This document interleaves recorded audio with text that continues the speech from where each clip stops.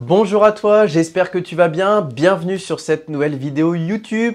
Cette vidéo est le troisième épisode d'une série que je te tourne actuellement à la suite d'un mastermind que j'ai donné le 6 juin à Lille et qui justement met en avant certaines remarques que m'ont fait des participants. Si tu ne les as pas encore vues, je t'invite à cliquer dans la description pour retrouver le premier épisode ainsi que le second épisode. Dans le premier épisode, si tu l'as déjà vu et si jamais ce n'est pas encore le cas, je te donne une petite mise en bouche. On a vu l'importance de l'emplacement lorsqu'on investit dans l'immobilier. Et dans le second épisode, point que vous boudez souvent mais qui est très important, on a vu l'importance de maîtriser sa fiscalité. Aujourd'hui, dans ce troisième épisode, on va voir ensemble l'importance de savoir chasser ses crédits à la consommation. Et je vais aujourd'hui te donner l'exemple de deux personnes qui avaient la même somme d'argent et qui pour autant ont acheté deux choses bien différentes. En effet, j'ai beaucoup de personnes qui ont besoin d'avoir des choses matérielles. J'ai également été cette personne à un moment. Aujourd'hui, c'est beaucoup moins le cas, même si j'aime bien les belles choses.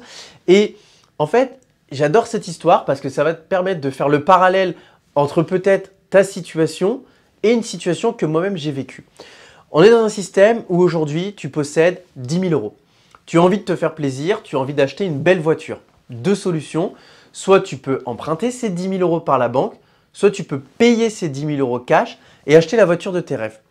Soit à l'inverse, tu peux investir dans l'immobilier avec ces 10 000 euros et également te financer la voiture de tes rêves. Tu vas me dire, je ne comprends pas, c'est pas possible. Comment je peux être dans un système où aujourd'hui je vais mettre mes 10 000 euros dans l'immobilier, mais en parallèle, je vais quand même pouvoir m'acheter ma voiture alors que je ne vais pas faire de crédit et que du coup, j'ai plus l'argent pour la payer cash. Et ça, c'est quelque chose, tu vas voir, qui est magique et qu'à l'époque, lorsque j'ai acheté ma première voiture neuve, j'avais pas en tête. J'en étais pas conscient. Peu de personnes en sont conscients et c'est quelque chose qui est vraiment waouh. Quand tu vas découvrir ça, tu vas dire c'est impressionnant. Je te laisse voir l'intro comme d'habitude. Et juste après l'intro, ça ne sera pas moi qui parlera parce que je te dis toujours qu'il faut savoir s'inspirer des gens, qu'il faut savoir apprendre, qu'il faut savoir s'entourer. Et je suis le premier, comme toi, à regarder des vidéos sur YouTube, à suivre des personnes que j'apprécie. Et là, le discours que j'ai vu, qui a été donné à l'audience qui regarde cette personne, était totalement réel. Et je me suis totalement retrouvé dedans pour avoir vécu cette situation. Et je sais que ça peut t'apporter énormément de valeur. Et c'est pour ça que je te partage cette vidéo si tu ne l'as pas vue et que je te souhaite un très bon visionnage.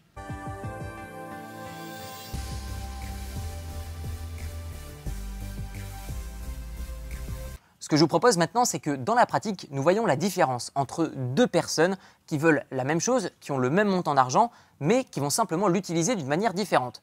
Prenons l'exemple de Pierre. Pierre, par exemple, souhaite acheter une voiture à 10 000 euros pour avoir une belle voiture rapidement.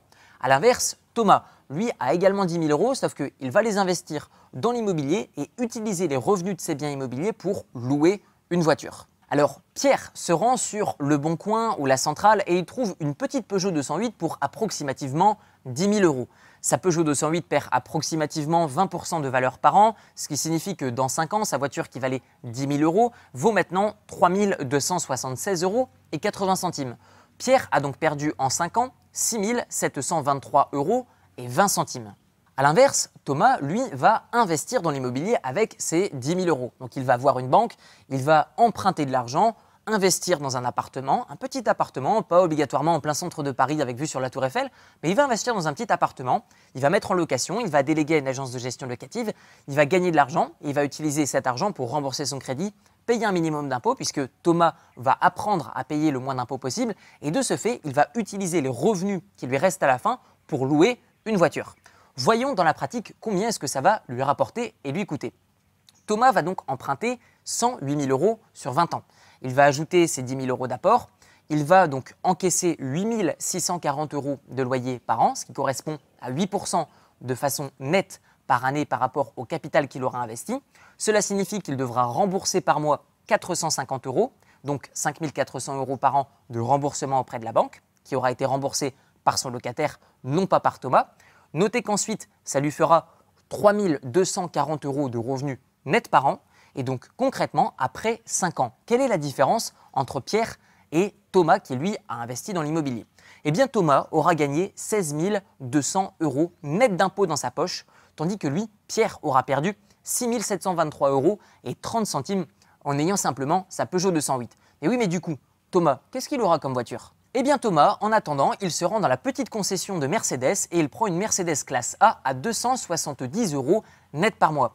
Dans la pratique, que se passe-t-il? Eh bien d'un côté, vous avez qui lui, Pierre, a une Peugeot 208 et au bout de 5 ans, il aura perdu de l'argent. A l'inverse, vous avez Thomas qui lui se fait rembourser les mensualités de son crédit et accessoirement qui roule en Mercedes classe A. Simplement, ce n'est pas la sienne, certes, mais dans la pratique, il roule dans une plus belle voiture alors qu'il avait le même montant initial d'argent que Thomas et accessoirement qui s'est fait rembourser une partie de son bien immobilier entièrement par son locataire. Donc vous voyez que dans la pratique, on peut mieux gérer son argent et avoir plus de confort. Il suffit simplement de prendre les bonnes décisions.